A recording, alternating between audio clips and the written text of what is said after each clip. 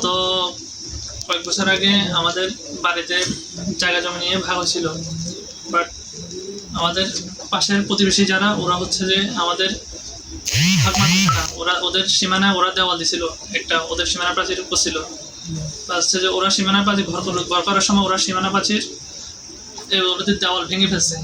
ভাঙার কারণে ওরা বলতেছে যে ওরা আমাদের এদিকে 3 হাত পাবে, কিন্তু আমরা যখন আমাদের বাড়ির সীমানা নির্ধারণ করছি তখন ওদের হচ্ছে যে ওদের ঘর পর্যন্ত আমাদের বাড়ির সীমানা, কিন্তু ওরা ওটা না মানে আমাদের এদিকে বলতেছে 3 হাত পাবে। আমরা বলছি যে আপনারা মাপে জায়গা মাপে নিয়ে যান, কিন্তু বাট ওনারা ওটা জায়গা মাপতেছেও না।